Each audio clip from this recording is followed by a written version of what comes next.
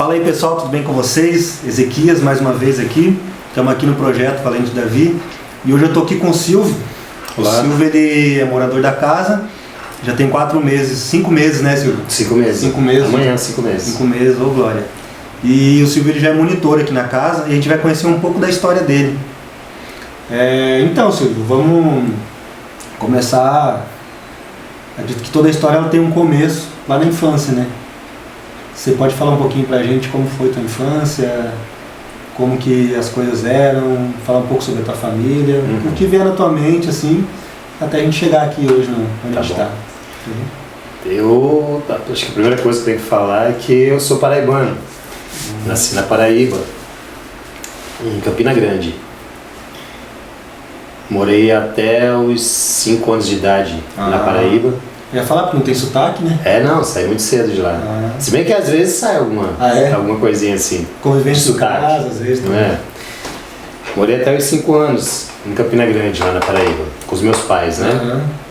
E houve uma separação dos meus pais, né? Quando eu completei 5 anos, 4 anos e pouco.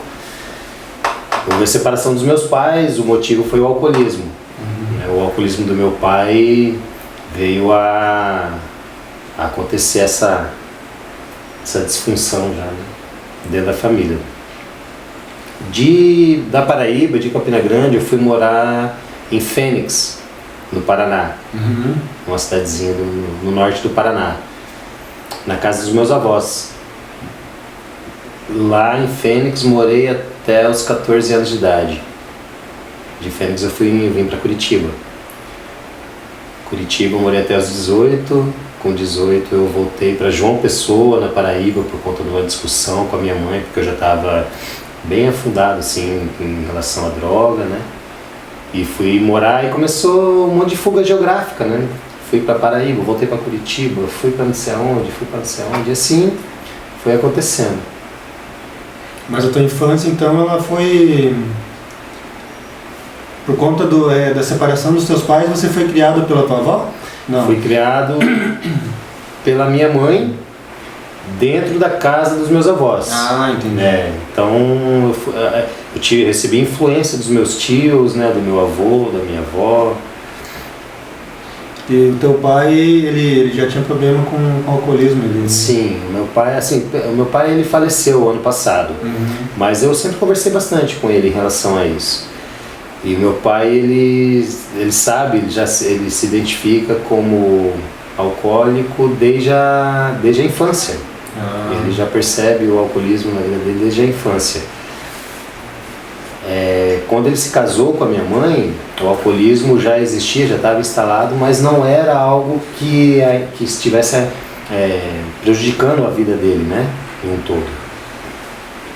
Ainda estava numa outra etapa. E depois do casamento, né, com o contínuo da bebida, aí ficou pior, né, vai agravando, né, ele só aumenta. E daí começou, né, discussão, briga, né, agressão física, verbal, emocional, psicológica, dentro de casa, né. O alcoolismo, né, provoca isso. Até que chegou numa situação que ficou insuportável, né, para minha mãe. E daí houve a separação. Porém, essa separação não foi eu falo separação porque acho que é a única forma não foi uma separação, sabe? A separação veio muito tempo depois, porque a minha mãe ela teve que abandonar a casa. Ela juntou, conversando com a minha mãe um dia, ela contando a história para mim, ela disse que como foi, né, o que aconteceu. Ela ligou para o meu avô no norte do Paraná e contou a situação como estava. Minha mãe nunca tinha contado o que acontecia com ela, né? Ela saiu do Paraná, dessa cidade de Fênix, e foi morar em Campina Grande com meu pai, né? E nunca contou para o meu avô o que acontecia. Até o dia que ela não aguentou, não suportou mais, pediu ajuda para o meu avô mandou as passagens, e eu me recordo da data. Eu me lembro da minha mãe arrumando as coisas, né, no quarto da gente, o meu e da minha irmã, tem uma irmã. E ela arrumando as coisas na pressa, chorando, né? E arrumando a gente, jogando a mala pela vizinha, chamando táxi, né? Foi tudo muito rápido, assim. Foi meio que uma fuga. Foi uma fuga? Foi uma fuga. Foi uma fuga. E necessária, porque o alcoolismo do meu pai já estava num ponto muito violento, assim. Então, e assim foi. A gente, desse dia, eu não sabia o que estava acontecendo. Eu não sabia, mas desse dia eu comecei a morar em Fênix. O avião desceu em São Paulo, tava um tio e o meu avô esperando a gente, entrei no carro, estava em Fênix, e a partir dessa data eu comecei a morar em Fênix, sem saber que eu estava morando em Fênix. Para mim era só uma viagem. Eu não sabia o que estava acontecendo, né? Eu ouvia minha mãe chorando, eu escutava conversas, tudo, mas eu não entendia o que acontecia. Eu só fui dar conta do que estava acontecendo um tempo depois. Entendi. E em relação assim à droga, quando que ela começou a entrar na tua vida, assim, por quantos anos? O meu uso... E, desculpa te interromper, mas como que você acabou? Porque acho que esse é um ponto-chave, né? Como que acabou usando, por que acabou usando? Acho que esse que é o ponto inicial da coisa, né? Tá. O meu uso de droga começou... Eu me lembro a primeira vez que eu bebi. Eu era criança também. Eu tinha, acho que talvez uns 10 anos de idade, numa festa de família, em que eu tomei uma cervejinha, tomei 2, sabe, com a família perto, aquilo é comum, né? E eu percebi que eu estava ficando alterado e eu gostei daquilo. E foi assim, o que eu me lembro, né, da primeira sensação com alguma coisa que altera a mente, né, e o humor. Então aquele dia foi a primeira vez. Depois eu comecei a fumar cigarro, né, com 12 anos de idade eu comecei a fumar cigarro escondido, né, e com 13 anos eu fumei pela primeira vez a maconha. Quando você fumou cigarro, você desenvolveu o vício do cigarro também? Chegou? Desenvolvi. Então você tinha uma aptidão então, já com... É a predisposição, né? Geneticamente falando, meu pai já vinha de uma família alcoólatra, meu pai se tornou alcoólatra, eu vim com predisposição para o vício, né? O cigarro também. O cigarro eu comecei fumando com alguns primos meus e só fui parar agora, depois que eu entrei aqui. Ah, então você fumou durante bastante tempo na tua vida? Muito tempo. E a maconha com 13? A maconha com 13 anos. Com 13 anos. Você lembra assim mais ou menos como que foi a primeira vez que você fumou? Eu busquei a maconha, eu busquei a droga, eu buscava isso pra mim. Por várias questões, a gente fala da doença da adicção, né? Eu me considero um adicto, eu me considero uma pessoa que tem algum distúrbio de personalidade, de caráter, e um dos fatores também que eu consigo identificar é de que eu não me aceitava, eu não aceitava a mim mesmo da forma como Deus tinha me criado, e eu começava a enxergar outras pessoas que eu queria ser igual. Entende? Eu não me aceitava, eu queria ser uma outra pessoa. E essa outra pessoa sempre era a pessoa que estava fumando maconha, era outra pessoa que estava dentro de uma rebeldia. Eu identificava aquilo na outra pessoa e eu gostava daquilo. Eu queria ser que nem aquela outra pessoa. Mas aquilo, você diz no sentido assim de adolescente, pá, malandragem, era dessa forma que você via o piazão, malandrão, pá, ou não, só... Tipo,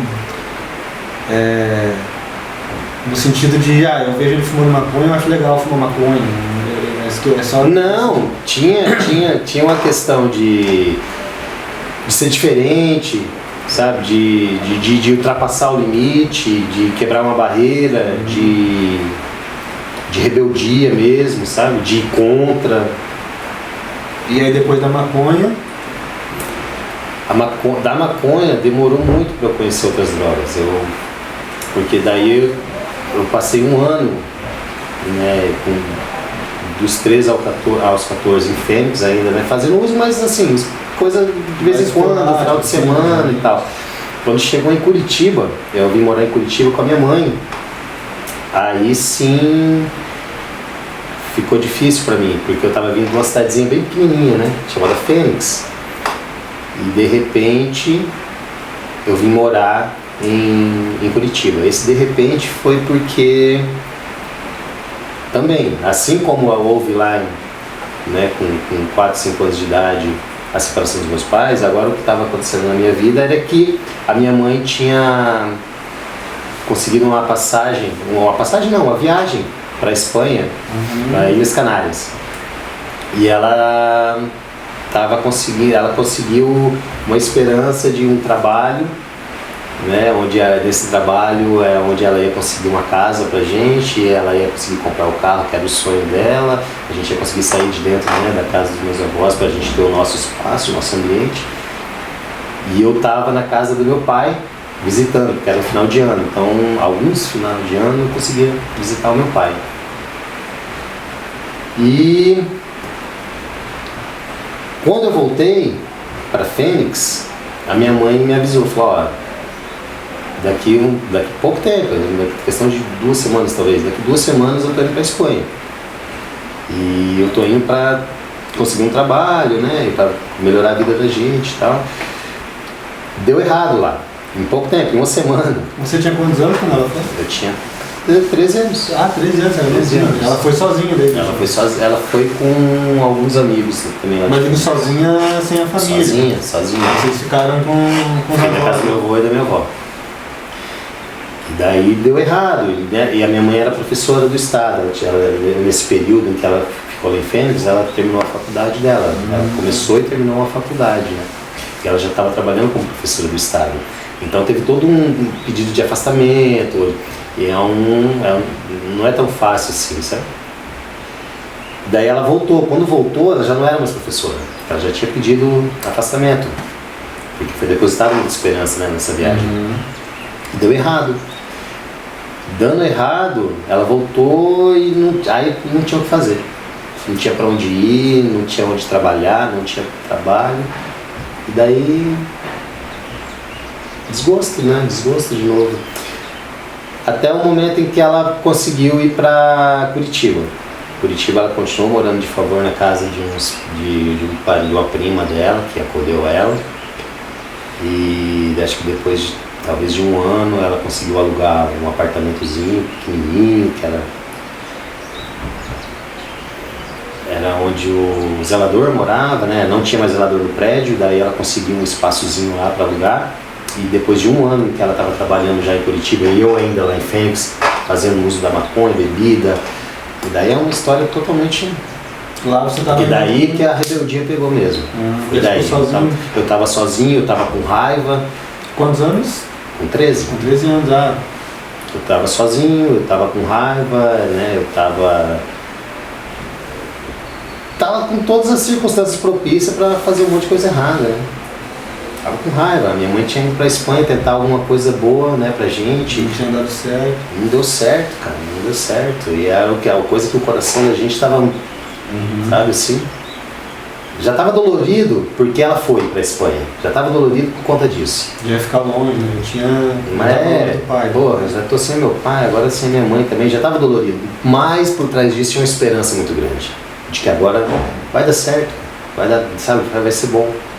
E não deu certo, cara, não deu certo. Daí aconteceu tudo isso e quando não deu certo, ela voltou, ficou em Curitiba trabalhando e eu fiquei em Fênix fazendo tudo o que eu queria fazer. Né? Fervendo. Sem ter muita rédea, na verdade, né? Muita briga.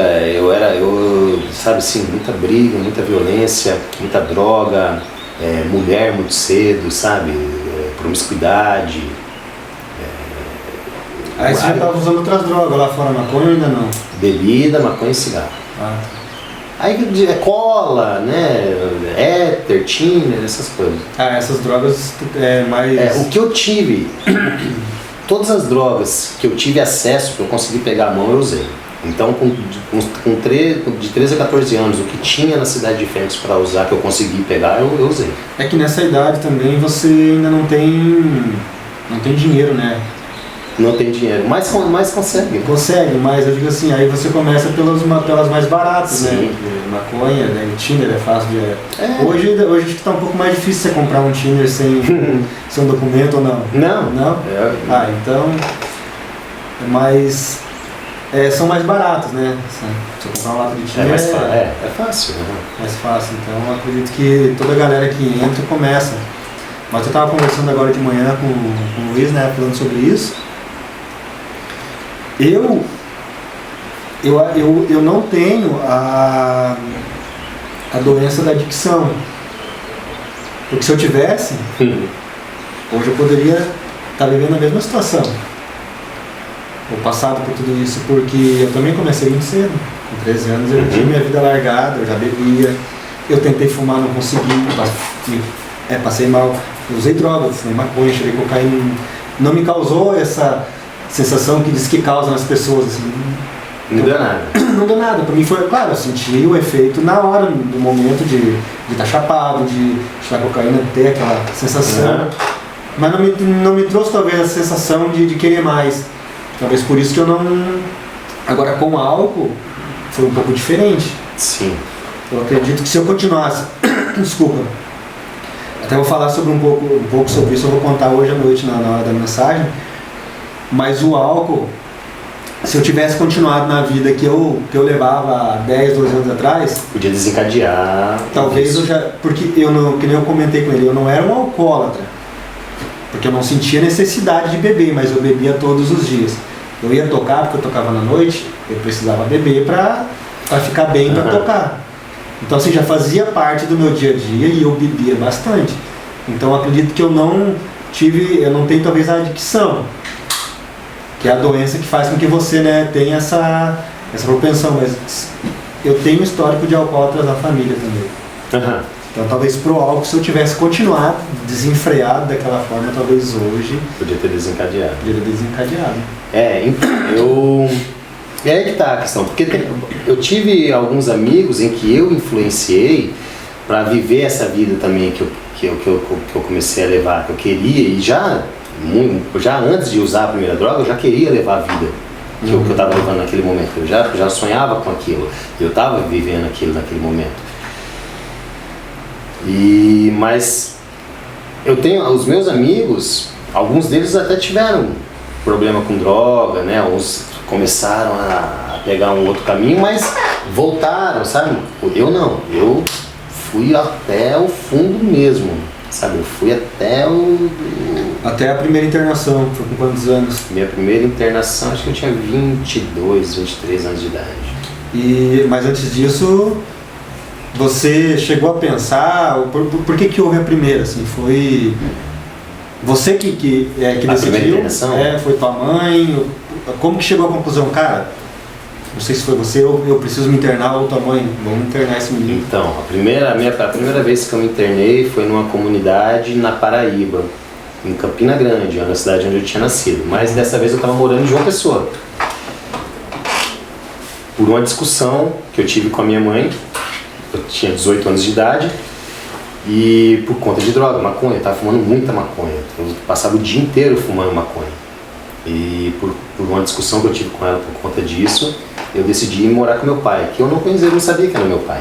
Porque, como eu disse há pouco tempo atrás, de vez em quando eu ia no final do ano visitar o meu pai. Ele conseguia uma forma da gente ir lá visitar ele, porque por conta do alcoolismo, não dava pra você. Não dava, e muitas vezes aconteceu de eu ir passar o final do ano lá com ele, eu chegar lá e ele está alcoolizado, e passar 15, 20 dias alcoolizado, eu ver meu pai bom uma semana e voltar embora. E eu passava 2 meses, sabe? Muitas vezes eu passava 2 meses, minhas férias inteiras, de dezembro e fevereiro, na Paraíba, com meu pai alcoolizado.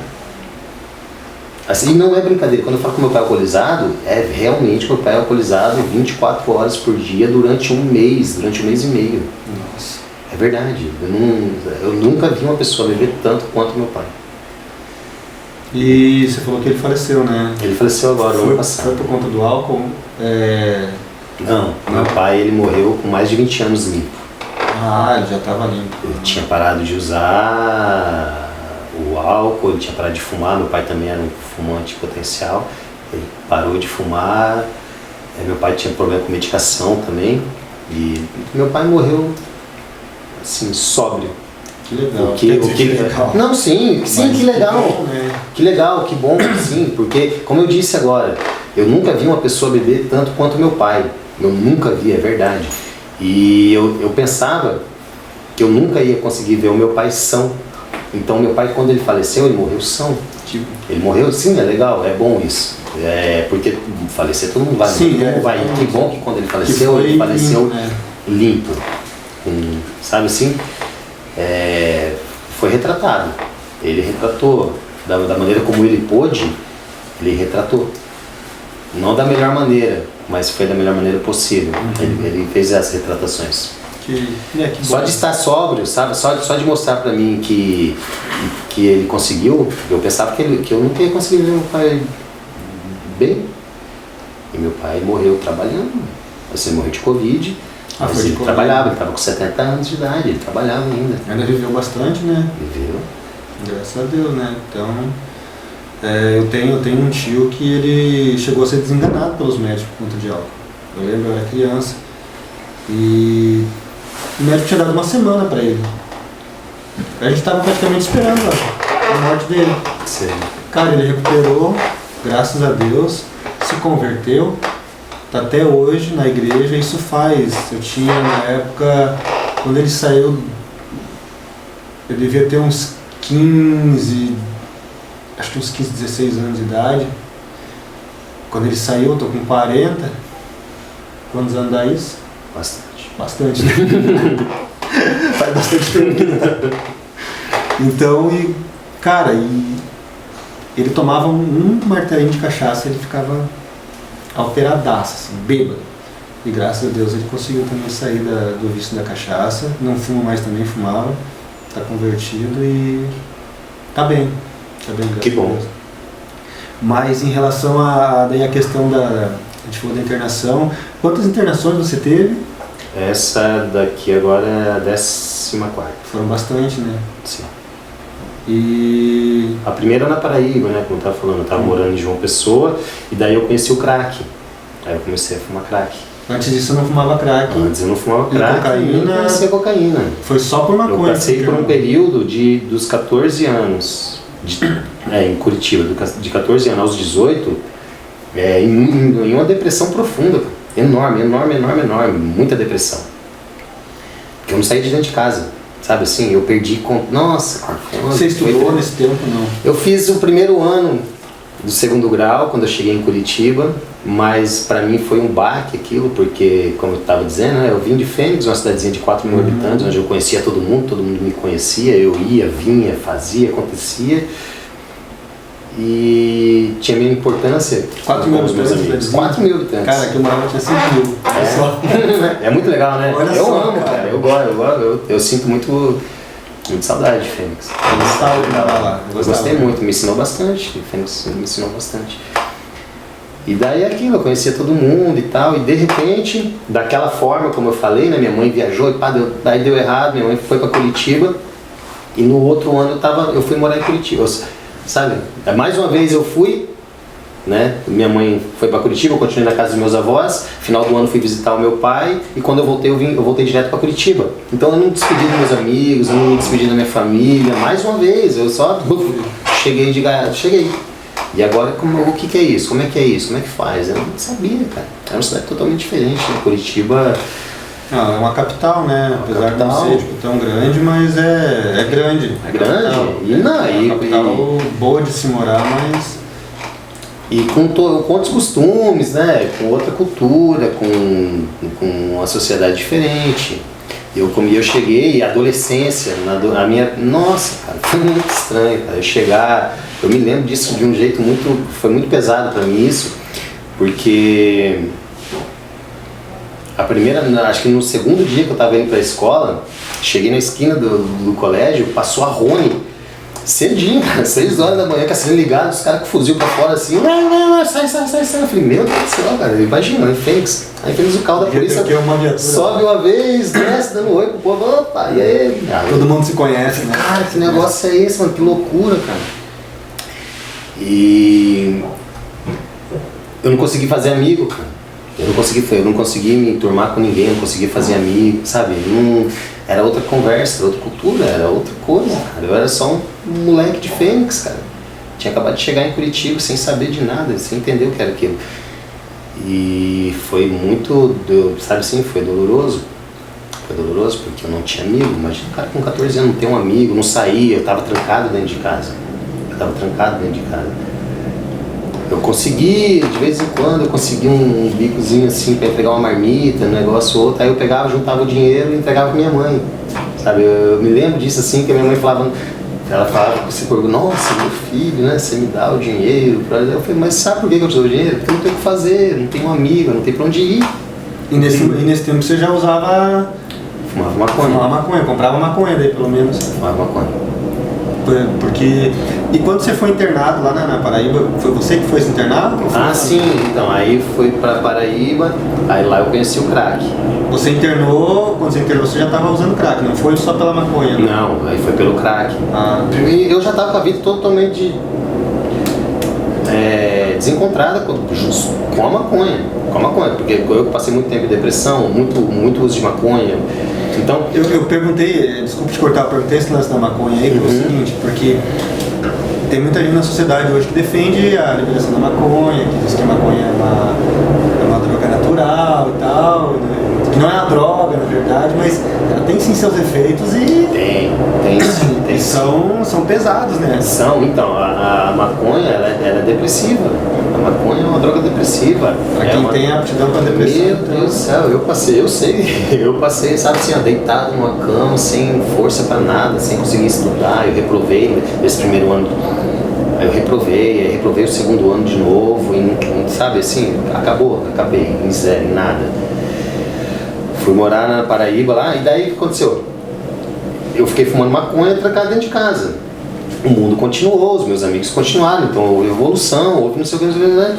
Quando eu cheguei na Paraíba para viver um mundo, que eu botei a cara para fora do mundo, que daí meu pai falou assim, não, vamos estudar, vou te colocar no colégio, né? Vou te fornecer alguma estrutura aqui para você. Eu botei a cara no mundo, mas o mundo já tinha passado, e eu, sabe assim? Foi mais eu tava com 18 anos, mas na verdade era um menino de 14 anos que tinha entrado em depressão lá atrás, que estava saindo do mundo de novo e não estava entendendo nada que estava acontecendo. Caraca. E daí eu comecei a fumar crack, porque eu fui morar numa cidade chamada Cabedelo. Meu pai tinha um apartamento em Cabedelo, que é uma cidade portuária. E lá também, né, a amizade que eu consegui fazer, eu estava com a autoestima tão baixa, né, desacreditado, depressão e tudo aquilo lá, sem saber o que fazer. E eu estava com a autoestima tão baixa que a amizade que eu consegui fazer foi com o pessoal que fumava crack. Era o meu nível por mais que eu não fumasse o crack ainda, mas é o que eu conseguia. E daí eu passei muito tempo conversando, andando com aqueles caras lá, mas não usava, até que um dia eu usei. Daí o dia que eu usei, aí o que estava ruim ficou 10 mil vezes pior. Porque em uma semana eu já comecei a fazer coisas que hoje eu escuto assim, tem muitas pessoas que demoram 1 ano, 5 meses, 6 meses para começar a fazer. Eu em uma semana já estava vendendo coisa de casa, eu já estava fazendo assalto, já estava fazendo um monte de coisa para usar droga. Aí já não era mais a questão da rebeldia, não era mais a questão de ser uma pessoa, não, era para usar droga. Já era a dependência mesmo. Dependente muito rápido. Então. Uma semana eu já estava fazendo coisa. E daí eu pedi para me internar. Eu falei, pai, me ajuda a me internar, porque eu não consigo. Com 3 meses de uso. Caramba. E aí depois disso? Depois disso, eu me envolvi, eu fui, aí começou, né, uma loucura. Polícia estava atrás de mim, porque meu pai era médico, era cirurgião plástico, então eu estava morando numa cidade portuária E eu entrava e saía de madrugada com carro importado das favelas, assim, sabe? Todo dia, toda hora, entrava, saía, andava com o traficante do meu lado, fazendo assalto e roubando, sabe assim, uma vida totalmente louca. Teu pai então lá ele tinha uma condição financeira boa, ele, apesar dele, mas ele já não era mais... Porque ele já não estava mais bebendo, já né? não estava mais bebendo. Não estava mais bebendo. Então estava um vazio muito grande dentro de mim, né? Em todas as áreas da minha vida, tinha um vazio enorme. Que não foi, esse vazio não veio só por conta da drogadição, não veio só por conta daquele primeiro baseado lá. Eu comecei a usar droga por conta desse vazio que eu já tinha. A droga é consequência, né? A droga foi consequência desse vazio, sabe? Querer algo que não era eu, já era um vazio que tinha dentro de mim. Vazio psicológico, emocional, né? Sentimental. E era o vazio de Deus também, né? Deus não tinha espaço na minha vida. Não tinha espaço. E... Você chegava a acreditar em Deus, assim, pelo menos você era cético, ateu, assim? Eu cresci... Ou era bravo com Deus? Eu fui bravo com Deus um período, mas assim, eu cresci ouvindo Deus de uma forma. Meu pai era espírita, kardecista. Então eu cresci no kardecismo. Inclusive o meu nome, Silvio, meu pai foi quem escolheu, porque nas reuniões, em uma das reuniões mediúnicas que meu pai frequentava, ia um espírito que se nomeava Silvio, e era muito próximo do meu pai, né? Meu pai disse que eles conversavam muito, brincavam muito entre eles, e esse espírito um dia disse que não iria mais aparecer na reunião porque ele ia encarnar. E pouco depois eu encarnei. Ia encarnar em um ambiente familiar. E pouco tempo depois eu nasci. Então meu pai botou na cabeça dele que eu sou o Silvio, aquele Silvio. E daí o nome Silvio. Então eu vim na família espírita, kardecista. Quando eu cheguei em Fênix, com 5 anos de idade, o que predominava dentro da minha casa era o catolicismo. Minha avó era católica, bem católica. E depois, um período em Curitiba, eu conheci a Umbanda. Que daí eu já estava enfiado na época, fumando muita maconha, depressão, minha mãe não sabia o que fazer. Minha mãe, um dos lugares que minha mãe encontrou foi a Umbanda. Depois eu voltei lá para Paraíba, kardecismo de novo. E quando houve a informação de que minha mãe estava voltando da Espanha, que não tinha dado certo, esse dia a minha avó que veio me dar a notícia, né? Minha avó que falou pra mim, ó, tua mãe tá voltando, não deu certo lá. E como a minha avó era muito católica, falava muito de Deus, nesse momento eu olhei pra minha avó e falei, ó, esse Deus que você fala aí não existe, não. Eu falei isso de uma forma muito, sabe assim, dentro de mim tava saindo uma raiva muito grande, porque como eu estava depositando, tanto eu quanto a minha mãe, a minha irmã, a gente estava depositando uma esperança muito grande nessa viagem. A gente estava morando de favor na casa do meu avô e da minha avó. A separação do meu pai, para mim, foi um negócio que eu só fui começando a entender com o tempo. Foi um negócio muito traumático pra gente. E querendo ou não, a gente tá de favor na casa dos outros. Eu vi minha mãe chorando muitas vezes porque a gente estava de favor. Eu vi minha mãe chorando muitas vezes porque estava escutando coisas de pessoas próximas que machucava, que feria. Eu escutava coisas que machucavam, que feria. Eu era muito limitado dentro de casa porque eu não tinha um pai, né? Todo mundo podia ser meu pai, todo mundo podia me dar uma ordem, e eu não, sabe? Então houve uma revolta muito grande dentro de mim por conta de tudo isso. Mas quando eu digo muito grande é porque é muito grande mesmo. Foi uma revolta muito grande dentro de mim. E o pior de tudo é que eu não podia expressar essa revolta. Toda vez que eu manifestava essa revolta, vinha algum tipo de represália. Se eu gritasse, eu apanhava. Se eu fosse para cima de alguém para extravasar aquilo, eu sempre tinha alguma coisa que me bloqueava. Então, emocionalmente, assim falando. Daí houve essa viagem para minha mãe, para ir para Espanha, imagina. Para mim foi meu Deus, vai ter que ir para Espanha, vai dar certo. Agora a vida da gente vai, porque você for ver a sequência vai ganhar em euro, vai ganhar em euro, a gente vai conseguir ter uma casa, a gente vai, né, daqui eu vou morar na Espanha com a minha mãe, a gente vai ter uma vida boa a partir de agora. A intenção é levar vocês depois. A intenção era ir. Ela ir primeiro para levar vocês. Sim. Então a partir de agora a vida a gente vai começar a dar certo em alguma, né? Porque nada, não estava dando certo em nada. Isso, eu só tinha 14 anos de idade, nada dava certo. Eu ia visitar meu pai estava bêbado. Sabe? Foi difícil. E aí, a partir da primeira internação, depois de quanto em quanto tempo, mais ou menos, você teve outras internações? Porque eu acredito que para chegar a outras internações, as tuas recaídas devem ter sido bem significantes para você voltar a ter internação. Foram. Na verdade, depois dessa primeira internação, eu fiquei pouco tempo. Eu acredito que nem um mês, porque lá dentro eu já fiz coisa. Lá dentro eu briguei, lá dentro eu fumei crack lá dentro, sabe? Eu reuni o pessoal de madrugada, porque eu usava muita droga, usei muita droga nesse período. Como eu disse, eu pegava o cartão do meu pai e passava muito tempo usando droga, E eu entrava e saía da favela com muita facilidade, então eu pegava fiado, sabe assim, não tinha, eu só chegava e falava, mano, eu preciso de tanto, o cara tá bom, e quando acabava eu voltava na casa do cara de madrugada, batia na porta, quando ele via que era eu falava, quanto? Eu tanto, ele toma, e assim não tinha, porque eu pagava, então era muito fácil, então era muita droga. Daí quando eu pedi essa ajuda para me internar, foi numa comunidade católica, e com um pouco tempo que eu estava lá, talvez uma semana que eu estivesse lá, me deu febre, fiquei com febre. E eu fui pedir um remédio pro coordenador. Ela falou, cara, me dá um remédio que eu tô com febre. Aí ele, sabe assim, um ar bem irônico, olhou para mim e falou assim, o seu remédio é orar. Ajoelha lá e vai orar.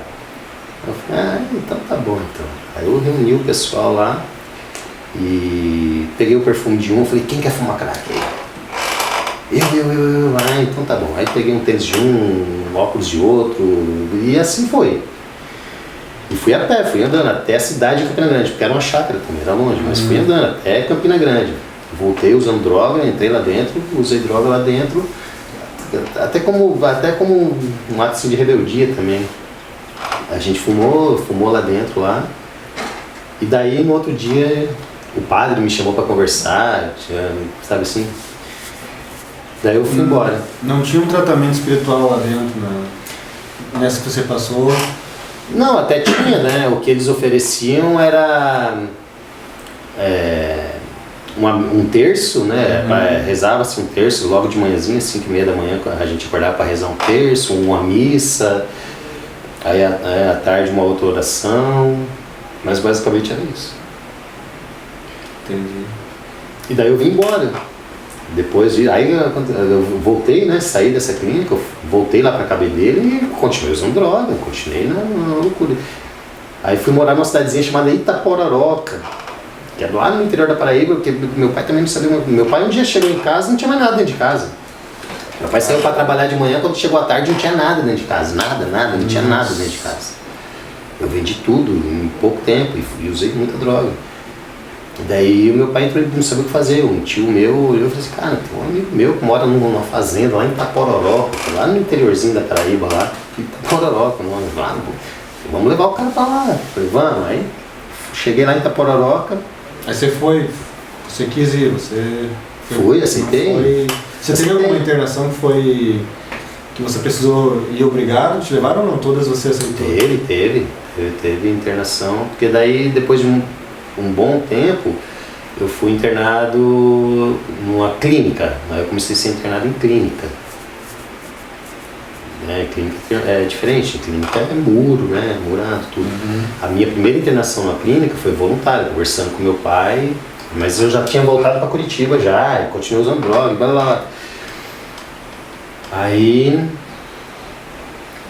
né, meu pai, e aí, quer uma ajuda? Meu pai já tinha parado de beber, né?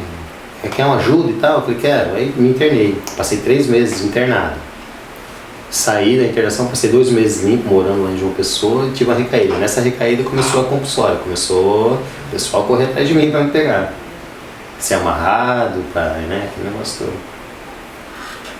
E, bom, pra gente não fazer um vídeo também tão longo, né, pra quem estiver assistindo, inclusive se você já chegou até aqui, esse trabalho pra gente é muito importante, a gente está mostrando isso para poder as pessoas entenderem, né, o que a droga faz na vida da pessoa, e a gente precisa que esse canal ele cresça, que ele alcance outras pessoas, então não deixe de se inscrever no canal, é muito importante isso pro canal, curta, compartilhe com seus amigos. Hoje é difícil uma pessoa que não tenha um conhecido que já passou por essa situação ou que passa, então isso é muita informação, gente, é informação de ouro, ajuda a gente a divulgar bastante esse trabalho aí, que com certeza vai ajudar a vida de muitas pessoas. Pra gente não deixar então muito longo, vamos falar então só da última internação aqui no Valente de Davi, que eu lembro que você falou que você já estava em situação de rua, né? Sim. Então, aí você já estava casado, já tinha filho ou não? Sim, claro, né? Eu tenho 3 filhos. Então, aí você já tinha uma profissão, você já era... Então vamos falar só um pouco sobre isso. A profissão que você já exercia, o que levou você a ter essa última queda, quanto tempo você ficou sem usar o limpo da última vez até ter essa queda e vir parar aqui, deu o que está significando isso aqui para você. Tá. Eu trabalhei muito tempo em restaurante. Trabalhei em hotel, depois trabalhei em restaurante. E por droga também, motivo de uso, eu deixei de trabalhar em restaurante. E fui procurar cursos, né? E uma coisa que eu me afinizei, que me identifiquei, foi a massoterapia. Aí eu fiz um curso de massoterapia e exerci, trabalhei em uma rede grande de massoterapia aqui em Curitiba. E por último, agora eu estava com uma sala minha. Eu já tinha montado uma sala para mim de massoterapia, com tudo organizadinho, tudo certinho. E então eu era massoterapeuta. Em quanto tempo você ficou com o teu espaço? O meu espaço não deu um ano. Não deu um ano. E aí veio a recaída? Sim, aí eu recaí. Por conta da... Meu pai faleceu, ficaram alguns bens, alguma herança, e mais uma vez aquela vontade, né, de conseguir, de ser alguém, de pai e tal, me mexeu muito com o meu emocional, porque eu fiquei esperando o dinheiro chegar, já fazia planos com o dinheiro, fazia conta, e investimento, e não sei o que, vai e vem, e isso foi mexendo muito com o meu emocional. Até o momento em que eu não aguentei mais. Eu não aguentei e explodi. E daí eu recaí. Quando eu recaí, eu já estava sem... Foi muito forte, sabe? Foi muito forte essa recaída. Passei um tempo usando na rua e voltei para casa. Na casa da minha mãe, né? Aqui em Curitiba. Aí eu peguei né, voltei para casa, meu filho estava lá em casa. E de madrugada, tinha 2 dias que eu tinha voltado, né, dessa recaída, estava na minha casa, eu bateu a abstinência, não consegui suportar, peguei um dinheiro da carteira do meu filho, peguei a chave do carro da minha mãe e falei, tá, não vou usar 1, 2 ali e volto para casa. Só que eu não voltei mais, vendi o carro da minha mãe. Nossa, vendeu o carro? Vendi o carro da minha mãe. Fiz uns corre, né? Primeiro, né? E acabei vendendo o carro da minha mãe. E daí foi pra rua? Aí fiquei na rua. Aí não voltei mais pra casa. Quanto tempo você ficou na rua? Uns 6 meses. Caramba! 6 meses. Nesses 6 meses eu fui pra praia a pé, andando. Fiquei um tempo lá na praia. Aí voltei pra Curitiba, continuei na rua. E tua mãe sabia onde você andava? Não, foram 6 meses sem notícia nenhuma. Eu não tinha coragem de ligar pra minha mãe, não tinha coragem. Caramba, e o que ela achava que você tinha morrido ou não? Eu acredito que sim, né? Porque imagina 6 meses, Uhum. 6 meses que sumiu. 6 meses sem notícia nenhuma, eu não sabia, não tinha ideia. Só que daí, cara, aí, né, nesse período eu fui... andando, fui parar lá no Cabral. Lá no Cabral eu conheci um rapaz que estava andando, catando reciclagem. Ele tinha um caminhão de reciclagem e eu tava com uma sacola que eu tava fazendo reciclagem, né? Juntando latinha, esses negócios pra vender pra usar droga. E esse cara, ele me viu e tava perto do Natal, sabe? E ele falou, cara, começou a conversar comigo, que eu fui vender pra ele um pouco de reciclagem que eu tinha. E ele começou a conversar comigo. E disse, pô, você mora na rua? Como é que é? Eu falei, não, eu tô morando na rua. E ele, pô, cara, mas dá pra ver que você é um cara que não é da rua. Eu falei, mas eu sou da rua. Mas eu sou da rua, tô na rua. Onde é que você dorme? Eu falei, eu durmo aqui, perto de uma farmácia que tinha lá. Ele falou, cara, amanhã eu volto aqui. Amanhã eu tô aqui de novo e junta os negocinhos pra mim que eu compro pra você. Eu falei, tá bom.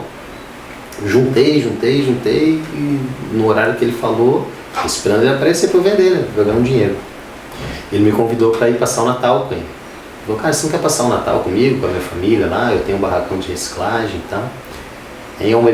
Lá em Almirante Tamandaré. E eu fui, né? Pra mim tudo tava... Vambora.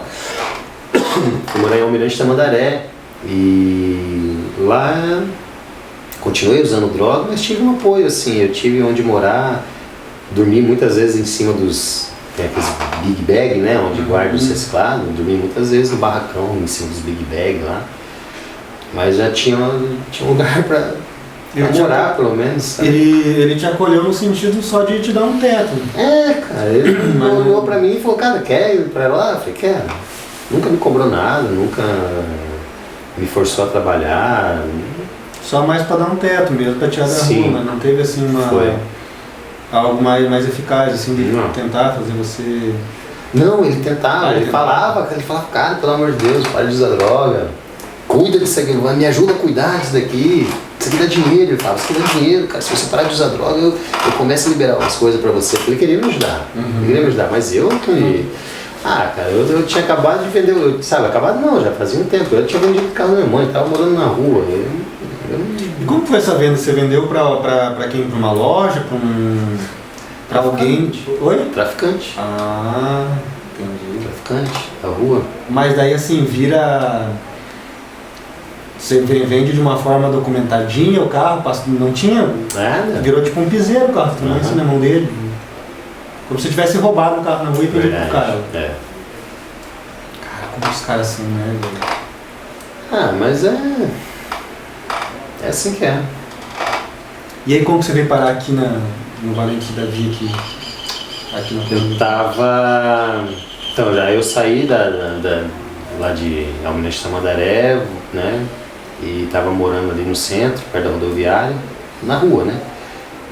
E teve uma noite em que eu tava dormindo na calçada, tava muito frio aquela noite, tava chovendo, tava sem roupa, tudo, e pela manhã veio um guardinha, um rapaz da guarda municipal me acordar, dizendo que é ali, porque eu tava debaixo do viaduto, né, perto da rodoviária ali, debaixo do viaduto, dormindo.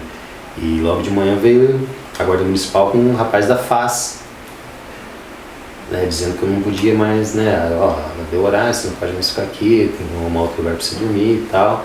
Eu tava vestido, eu tava com saco de lixo, porque o saco de lixo ele esquenta, impede que o vento bata, né, eu com 2 sacos de lixo assim, e o cara da fase olhou assim pra mim e falou, cara, você tem problema com droga?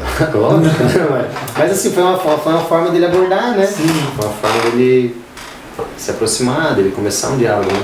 Ele, cara, você tem problema com droga? Eu falei, tem. Qual droga? Eu falei, todas, mas né, o que eu com mais frequência hoje é o crack. Aí ele perguntou se eu queria ajuda, ele falou, você quer ajuda? Eu consigo uma ajuda pra você. Você quer? Eu falei, quero. E eu realmente queria, porque eu já tava, sabe assim, eu não me reconhecia mais, né? Eu tava fazendo coisas, eu tava numa situação assim que, meu Deus, eu nunca imaginava que eu pudesse chegar naquele ponto. E cheguei. E daí eu falei que queria ajuda, ele falou, então faz o seguinte, amanhã você volta aqui nesse mesmo horário, me procura aqui, né, me mostrou o lugar, que eu vou estar ali.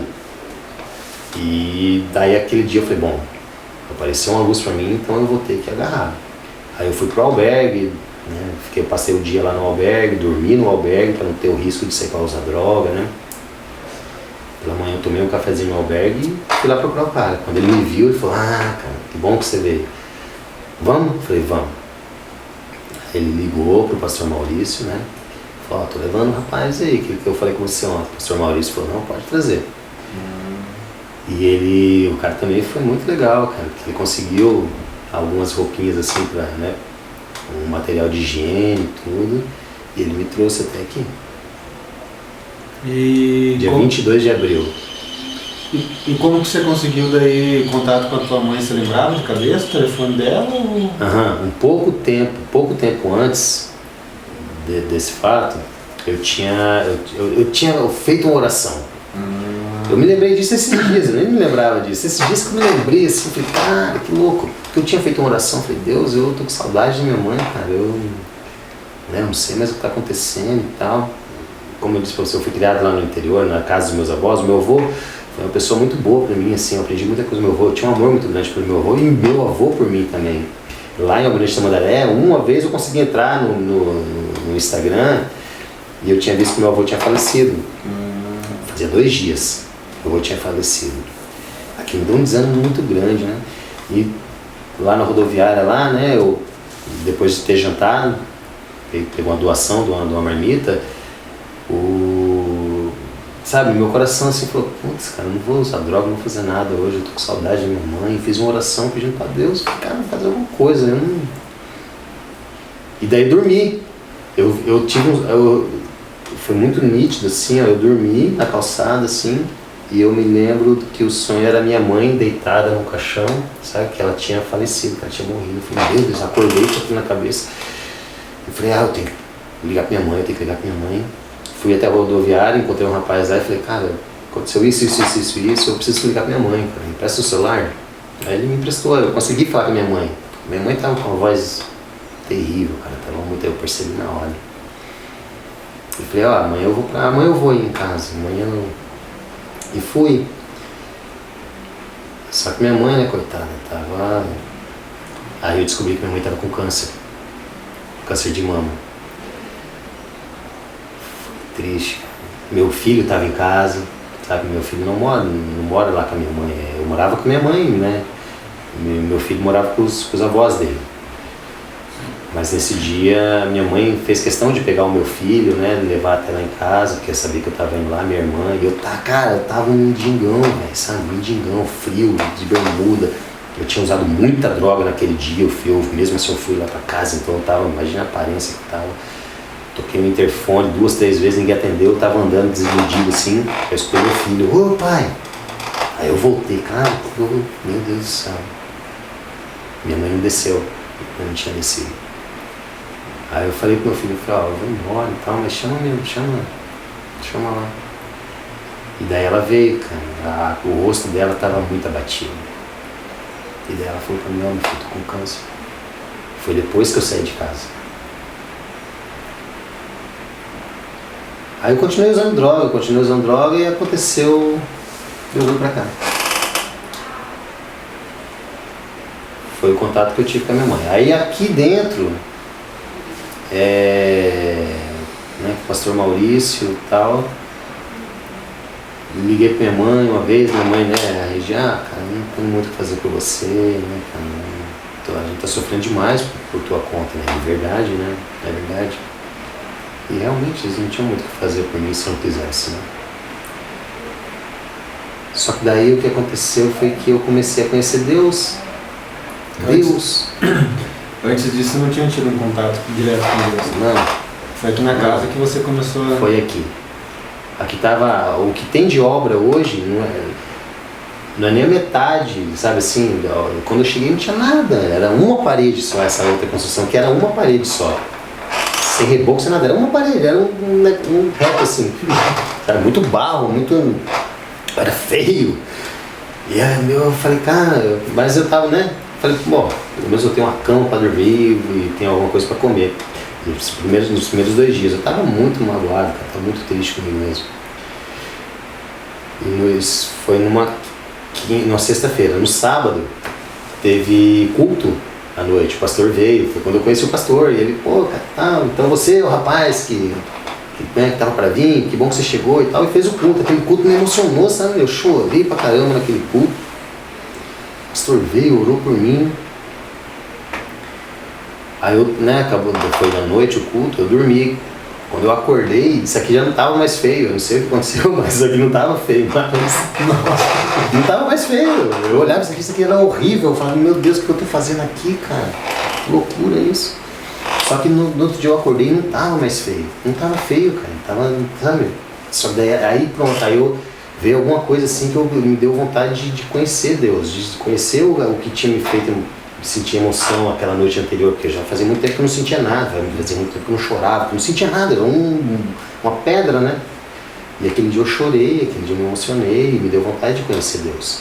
E daí eu comecei a ler a Bíblia, né, devagarzinho, questionando um, questionando o outro, prestando muita atenção, né, no devocional, e assim eu fui buscando. E estou nessa busca até hoje. E Deus tem feito coisas enormes, cara. Amém, glória a Deus. Tem feito coisas maravilhosas. Minha mãe já não está mais com câncer, mano. Olha só. E olha aí, tem amanhã 5 meses que eu tô aqui, velho. Entendeu? Então, nesse pouco espaço de tempo, o câncer da minha mãe, a minha mãe vai fazer uma cirurgia para tirar qualquer resquício que possa haver, mas era uma bola, eu botei a mão assim, era uma bola enorme. Não tem, se encosta assim não tem mais. Vai haver uma cirurgia para tirar um resquício de alguma coisa que possa ter, mas sabe? A médica olhou e falou, não tem mais nada. Minha mãe, lembra que a minha mãe tinha ido para a Espanha, né, para tentar uma casa e um carro. Minha mãe acabou, acho que não faz um mês, e minha mãe conseguiu comprar o carro que ela queria. Ela comprou, ela teve a oportunidade de comprar o carro que ela queria. Ela falou assim, eu quero aquele ali, ó. Ela tinha o dinheiro para comprar aquele, porque saiu o dinheiro do meu pai. Aquele dinheiro que me fez recair, saiu há pouco tempo atrás. Quando esse dinheiro saiu, Deus falou comigo. Ele falou, esse dinheiro não é mais seu. Esse dinheiro é da tua mãe agora. E eu tinha opção, eu senti isso, sabe? Eu tinha opção de aceitar ou não aceitar o que Deus estava pedindo para mim. Eu decidi aceitar, eu falei, tá bom, eu abri mão. Foi uma quantia considerável. E eu abri mão, minha mãe estava do meu lado assim, eu estava indo para Areia Branca no cartório para passar uma procuração para ela, para que ela pudesse movimentar as coisas lá fora lá. E no meio do caminho assim, eu falei, baixei, né, o aplicativo do meu banco para abrir. Quando eu abri, eu falei, nossa, ela falou o quê? Eu falei, você tá rica. Nossa. Ela falou o quê? Eu falei, eu mostrei para ela, meu Deus, meu filho. Eu falei, pois é, né? Ela ficou preocupada, né? Falou, meu Deus, meu filho. E eu falei, não, agora o dinheiro é seu, tá aí, vamos lá fazer a procuração, que é o que eu vou fazer, você vai me deixar de volta lá. E foi. Glória a Deus, né, cara? Mas é isso, e daqui pra frente agora é só sucesso. Porque eu acredito que a transformação de Deus, ela não tem o que falar em comparação às outras encarnações. Quando Deus entra na história, não Pois é. Aquele vazio que eu falei pra você, sabe? Aquele vazio, aquele sentimento de algo faltando, o tanto de droga que eu usei, o tanto de coisa louca que eu fiz na vida, era para preencher o vazio. Eu encontrei falsamente isso no crack. O crack preenchia de uma certa forma esse vazio. Mas era falso, né? Porque quanto mais ele preenche e abre mais um buraco, ele preenche e abre mais um buraco. Então o negócio não tem fim. E Deus preencheu esse vazio. Deus tem preenchido, amém, sabe? Deus tem preenchido esse vazio. Deus tem dado respostas para as minhas dúvidas. Deus tem amenizado meu coração. Deus tem trabalhado no meu emocional, no meu psicológico, no meu sentimental, nos meus traumas, sabe? Deus tem me mostrado o meu caráter. Deus tem mudado. É uma luta, cara, não é fácil, sabe? Não é porque eu via isso como se fosse um conto de fadas, assim, sabe? Deus mudou a minha vida. E daí eu esperava isso pra mim também, cara. E daí, de repente, começa as guerras, sabe, mano? Começa as guerras, Vou te falar uma coisa, a guerra já está vencida. A gente tem as batalhas, mas a guerra já está vencida, em nome de Jesus. E esse Deus eu encontrei aqui dentro. Amém. Esse Deus eu encontrei aqui dentro. É um lugar ainda simples, né? Como você pode ver, é um lugar simples. Mas Deus está nas coisas mais simples, cara. E é muito bom. Eu sou feliz aqui dentro. Deus está nas coisas mais simples. Eu sou feliz aqui dentro, cara. Graças a Deus. Hoje eu tô com a oportunidade de ajudar outras pessoas também, da mesma forma como fui ajudado. E a esperança é que cara, se pudesse... Já tá tocando, já tá tocando. Cara, eu sempre tive vontade de aprender a tocar baixo. E aqui eu tô tocando baixo, cara. Cara, quer dizer, cara, Deus não deixa faltar nada. Deus não deixa faltar nada. Do mínimo detalhe ao maior. E às vezes eu também tenho trabalhado isso na minha vida, às vezes a gente começa a olhar coisas muito grandes e acha que para ter Deus, que tipo, Deus está naquelas coisas lá e esquece de agradecer as pequenas que a gente tem. Sim. As coisas mais simples, as coisas que estão mais perto da gente.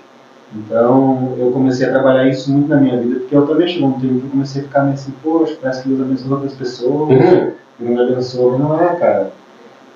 Isso é você querer terceirizar, às vezes, a culpa de algo que não está dando certo, porque às vezes você não tem a capacidade no momento, você não estudou para aquilo, não está desenvolvendo aquilo. Mas Deus, cara, Deus ele é perfeito e a vontade dele é que a gente só se dê bem, que a gente só tenha sucesso. Sim. Dele. Eu tô conhecendo. Eu tô conhecendo esse Deus e... Amém. Glória a Deus. Para a gente então só encerrar, se você ficou até aqui, que bom que você ficou até aqui com a gente. Então, faça aquilo que a gente já pediu, compartilhe esse vídeo com seus amigos, se inspire nessa história, porque é uma história sem palavras, assim, uma história muito, muito linda, muito bonita, no sentido da transformação. Sim. A transformação foi... E nesse sentido que eu agradeço a Deus por eu não ter precisado até, na minha vida, passar por isso, né, cara? Deve ter sido uma guerra muito grande. Mas, no nome de Jesus, está vencido. Amém. Amém? Silvio, obrigado aí pelo bate-papo. Obrigado por se abrir, assim, na frente de uma câmera e permitir que a gente possa estar mostrando isso para outras pessoas para poder ajudar a fazer o trabalho e levar a obra de Deus para frente. Que Deus cresça e diminua. Amém. Amém. Valeu, gente. Um abraço. Fique com Deus.